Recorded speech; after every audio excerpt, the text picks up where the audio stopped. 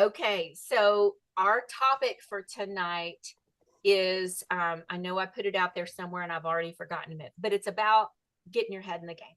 It's about positive self-talk and being kind to yourself, and how do you pivot when your mind isn't exactly 100%, because none of us are 100% positive all the time. That's just not realistic.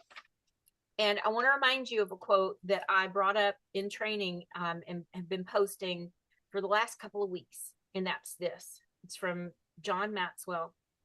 And he says, it's never too late to be what you might have been. And that gives me comfort. That gives me energy because I know it's never too late to be what I might have been. I want to be the hero of my own story. I want to be everything that God created me to be and be at my best.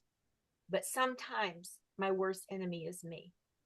Sometimes the mean girl in my life is in my own head. And so, my question for you today is this: are you the mean girl in your life? If someone were talking to you the way you talk to yourself, would you be friends with them? For most of us, sadly, the answer to that question is I am the mean girl in my life. And if someone was talking to me the way I can sometimes talk to myself, I wouldn't want to be their friend. So, how in the world do we fix it? What do we do? So, what Pat shared with us last Thursday was that the issue with achievement is mindset. It's all right here, that we have a system in our brain that is hardwired. It's how we're made. Y'all getting this? It's how we're made. It's hardwired into your brain. What can go wrong? That's how our brain is hardwired. What do I need to fix? What is right? What should I do? So we're hardwired to see what's wrong and to fix it. And so when we rehearse something that's wrong, or we see danger, like, oh, what if this happens, or oh, what if that happens, we're creating a neural loop. We get what we focus on. What if they say no? What if, that's that danger that comes in? What if I'm asking and everyone says no, and then I'm going to feel bad, and then that's not good. We get caught in this neural loop, and when we rehearse that, we keep creating it. And here's the truth: we get what we focus on. So if we have a problem, it's hard to change our focus, and we get more hooked into the negative loop.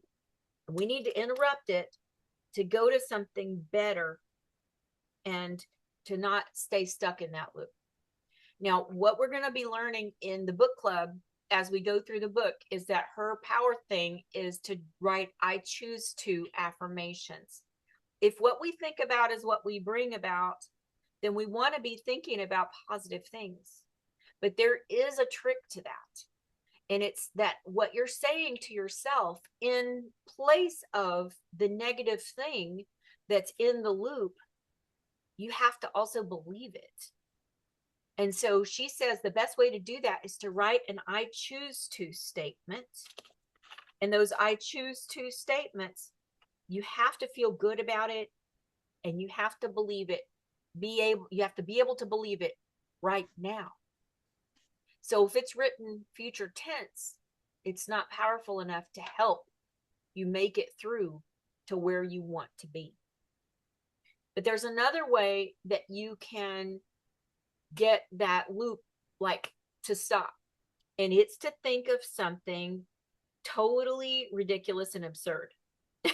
And so if you catch yourself in a neural loop where you're rehearsing something negative, the first thing is to notice that's what's going on. And the second thing you can do, if you don't want to do the I choose to statements, is to think of something absurd. And she gave us an example. My dog wants to marry the kid next door. That's ridiculous. It's absurd, and it kind of makes you giggle a little bit. And so what we did was we all came up with a ridiculous statement and then said them to each other. But that helps to interrupt that negative loop thoughts. It redirects you, and then you can say that I choose to statement and get it in a more positive place. And so it's got to be crazy and weird. It can be funny if you want it to, but you want to use your cognition to hit the stop button on that negative loop. Okay. So the one I said was this: my toenails told me they want to go live on Mars. And so that one made me laugh. It still makes me laugh. So that's going to be the one I use. One of the ladies said, the elephant I saw run across my yard has a pink bikini. One of them said, the purple porcupine speaks Chinese. One of them said, the blue giraffes are holding boxes next door. So you just have to make a ridiculous, absurd statement for yourself that interrupts that negative neural thought. If it makes you giggle, that's great. I chose my toenails, but if I wrote one with my favorite animal, it would be my pink hippo is named Fernando, and she lives in my backyard in the grass, and she does. And so that's really real for me, and it's absurd. I love my pink hippo, and y'all can see her at the barbecue, and her name is Fernando. Okay, because she likes that song. Okay, so you have to take charge of what you think. And if you can do this, you can change your life. That's what we have to do to change our life, is to change what we think. And if the loops aren't working for you, it's time to take charge. What do you need to say to yourself about what you want to do? What do you need to say to yourself? If you're saying, I want to do this, and your immediate thought is, I'll never do that. I've been saying it for years. I've said it again and again and again. Stop it. You're being the mean girl in your life. What absurd thing can you say to yourself to get you back on track? And what is your I choose to statement about that thing? It needs to say, I choose. You need to feel good about it right now, and you need to believe it. Also, you can get up and move to interrupt the process of those negative thoughts. That actually disturbs the negative loop. The brain is very dedicated to keeping yourself in your own identity. And you must get in touch with your labels that you have about yourself, and anchor it with a specific dream. So if you want something different, you've got to realize that your brain is hardwired to protect you.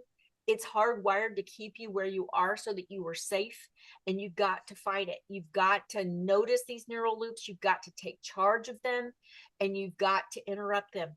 You can get up and move. You can say something absurd. You can write an I choose to statement.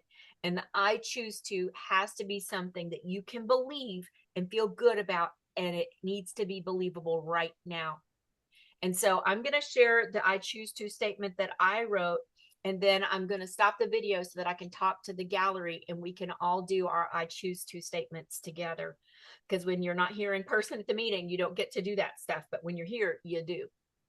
All right. So the one I wrote, I choose to share what I love about my job with everyone willing to listen. Let's see. I got to write this down because I haven't done that yet. I choose to share what I love about my job and who I'm looking for with everyone willing to listen, so I can find my Cadillac team. And that makes me feel good, and it makes me want to cry when I say it. So I know it's the right one. I can believe it right now. I'm choosing to make that choice and to do it in the midst of fear, in the midst of the what ifs, in the midst of I did it, and why did I lose it, and why can't I get it back? And it helps me feel good about going for my dream. So we've got to change what we tell ourselves about ourselves and what we listen to. What we believe about ourselves is driving the ship.